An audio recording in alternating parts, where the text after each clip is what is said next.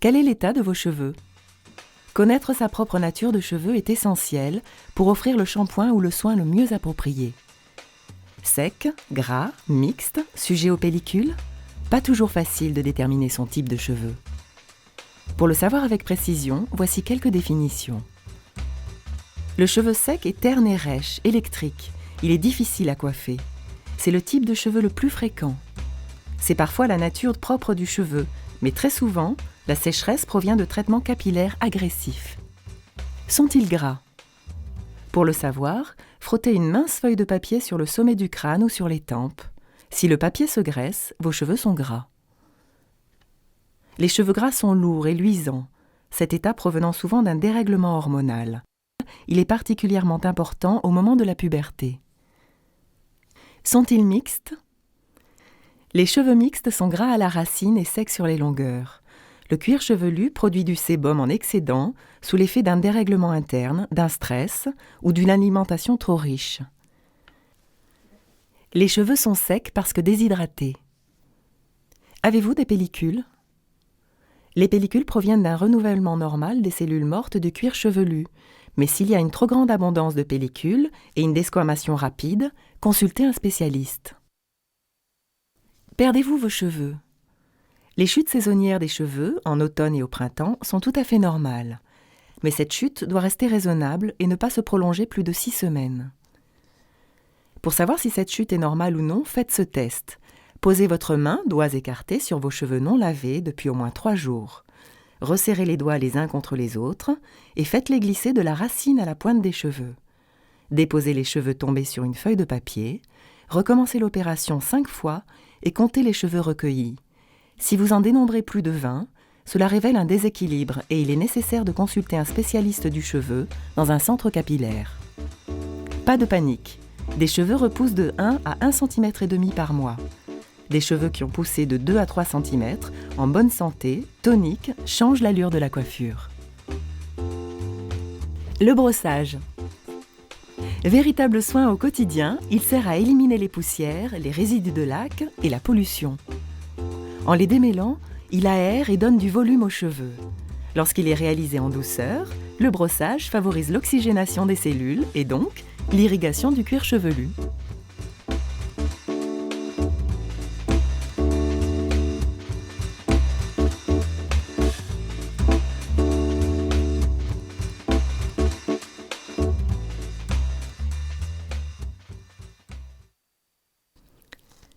Démêlez vos cheveux en partant des pointes et en remontant par paliers jusqu'aux racines pour ne pas graisser les longueurs. Pour démêler un nœud, ne tirez pas de toutes vos forces sur vos cheveux, mais tenez la mèche avec une main et brossez de l'autre. Le brossage est indispensable matin et soir, même pour les cheveux courts, mais pas sans coup de brosse comme le préconisaient nos grands-mères. Et seulement sur les cheveux, pas sur le cuir chevelu. Préférez les brosses en poils de sanglier ou en fibres synthétiques et fuyez les brosses en plastique ou en métal qui électrisent les cheveux. Le diamètre de la brosse doit être proportionnel à la longueur des cheveux. Plus ils sont longs, plus la brosse doit être large et inversement. Brossez-les tête en bas pour éviter de casser les cheveux qui entourent le visage et qui sont fragiles. Commencez par une brosse douce et poursuivez avec une brosse plus ferme.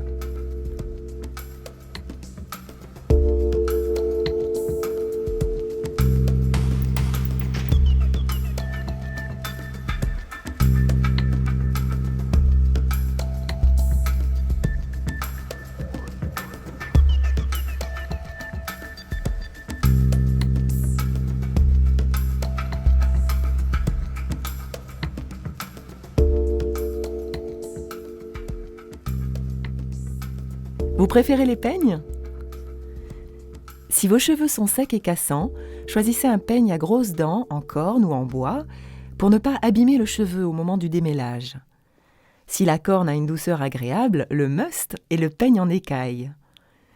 Le peigne en acier suédois, lui, évite l'électricité statique. Outil indispensable, le peigne classique aux dents régulières. Et n'oubliez pas d'entretenir vos peignes et vos brosses en les lavant 1 fois par semaine avec du shampoing dilué.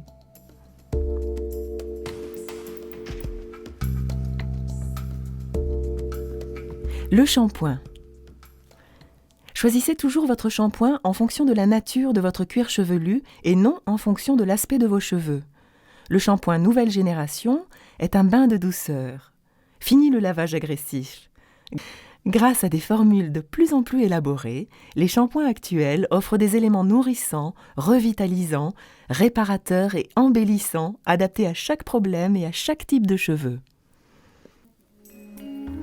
N'utilisez pas de shampoing pour bébé qui graisse les cheveux d'adultes. Changez souvent de marque pour dynamiser vos cheveux, car ils s'habituent vite aux actifs des produits, ce qui amoindrit leurs effets. N'utilisez pas non plus les shampoings dits pour cheveux gras, trop agressifs. Avant un shampoing, peignez et brossez pour faire tomber les cheveux morts et bien les démêler.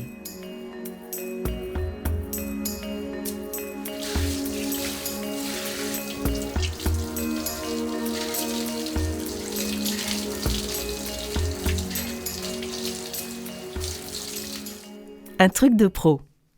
N'utilisez jamais un shampoing pur, mais diluez-le toujours à moitié dans une bouteille vide, additionnée d'eau, pour le rendre moins agressif. Ne l'appliquez pas directement sur la tête, mais déposez-le dans le creux de la main pour le répartir ensuite sur l'ensemble de la chevelure. Attention, l'eau doit être tiède, pas chaude.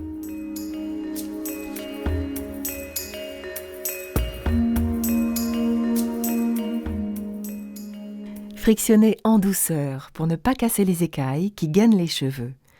Faites le shampoing avec le bout des doigts en effectuant de petits mouvements circulaires de la nuque jusqu'au front pour améliorer la microcirculation et laver uniquement le cuir chevelu. Les longueurs se lavent d'elles-mêmes lorsque le produit s'écoule le long de la chevelure. En revanche, si vos cheveux sont gras, ne massez pas trop le cuir chevelu pour ne pas exciter les glandes sébacées. Pour un lavage quotidien, préférez un shampoing neutre et variez en utilisant de temps en temps un shampoing à usage fréquent. Si vous avez des pellicules, appliquez votre shampoing spécifique à la racine, raie par raie, pour qu'il entre bien en contact avec le cuir chevelu. Massez, puis laissez reposer quelques minutes pour permettre aux actifs d'agir.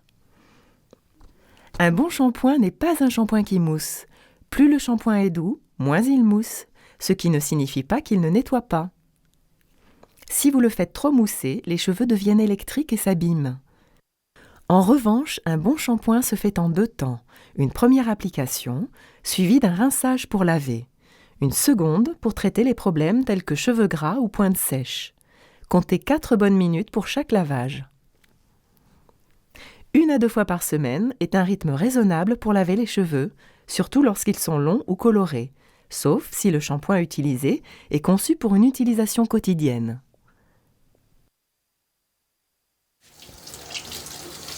Le rinçage. Il doit être abondant, surtout si les cheveux sont longs. À la fin du rinçage, les cheveux doivent crisser sous les doigts. Commencez à l'eau tiède et si vous le supportez, terminez par de l'eau froide. Les écailles de kératine qui gainent vos cheveux se referment, ce qui donne aux cheveux un aspect lisse et brillant, caractéristique d'une belle chevelure.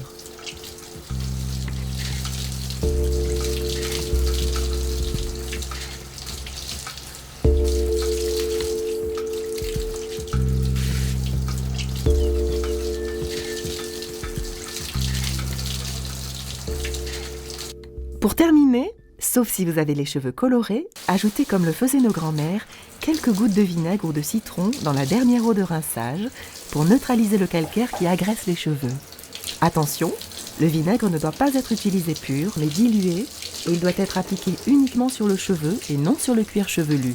Risque de chute de cheveux. Préférez un vinaigre de cidre de très bonne qualité. La méthode la plus sûre est de diluer 2 cuillères de vinaigre dans un grand bol d'eau et de passer cette dilution sur le cheveu avec une petite éponge plate, mèche par mèche.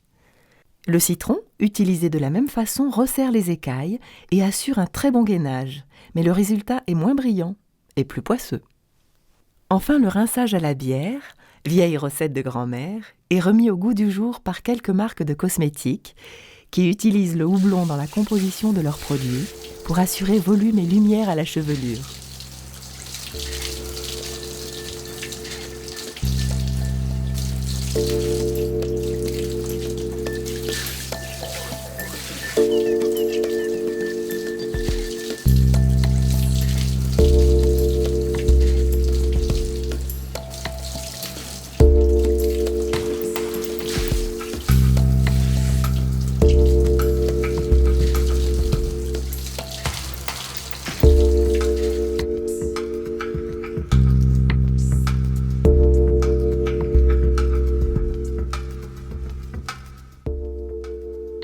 Après le shampoing, essorez vos cheveux avec une serviette éponge ou avec 2 gants de toilette enfilés sur chaque main.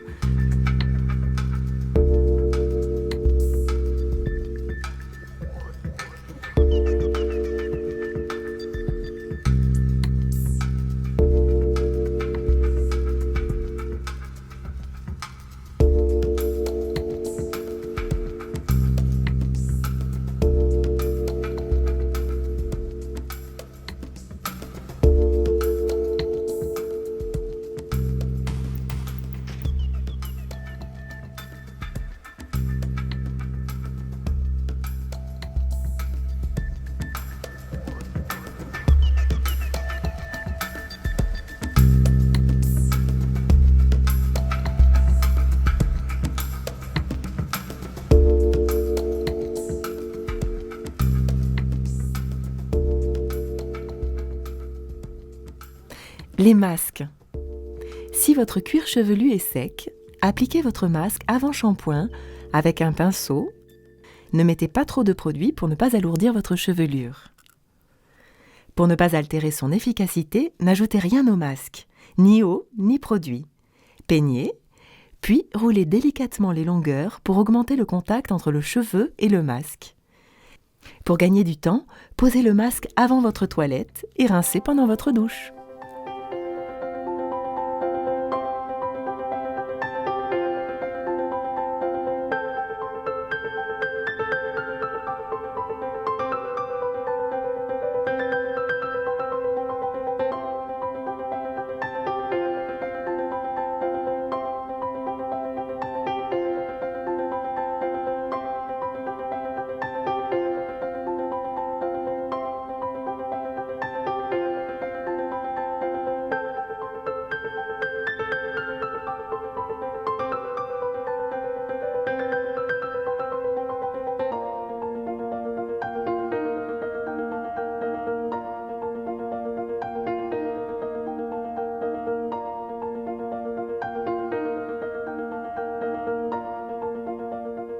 Enveloppez votre chevelure dans une serviette chaude et laissez poser 10-15 minutes. Rincez à l'eau tiède. Les bains crème après shampoing.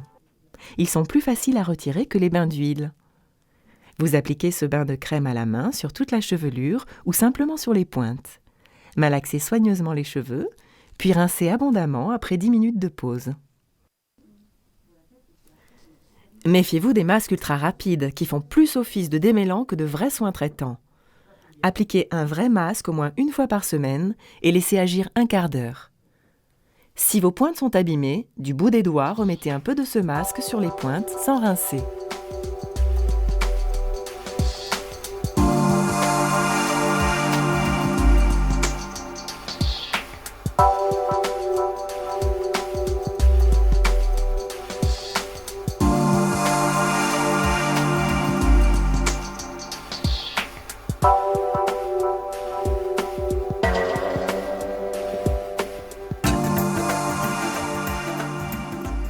Sur les cheveux longs, appliquez le masque avec un peigne à larges dents. Couvrez la tête d'une serviette chaude.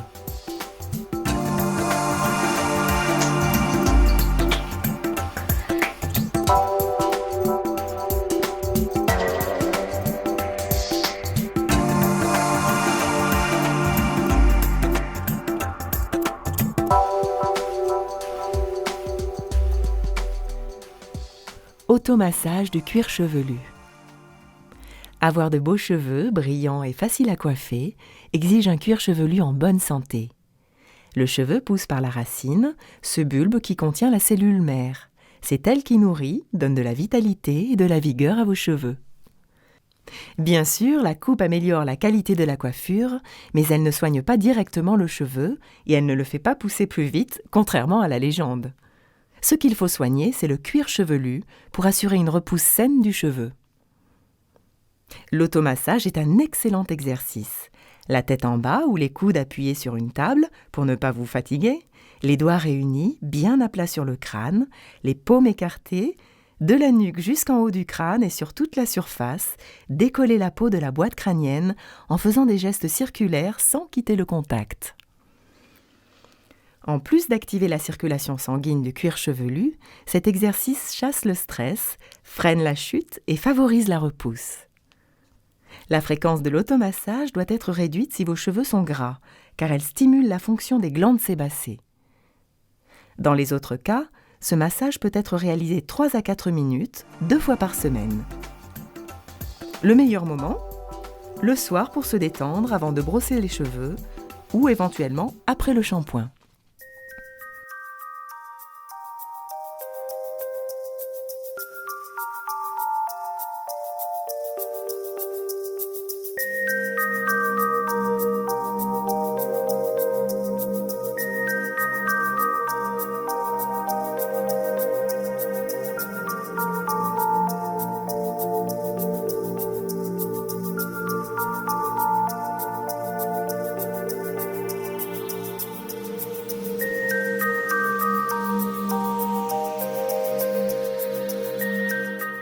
Allez, on recommence, juste pour le plaisir.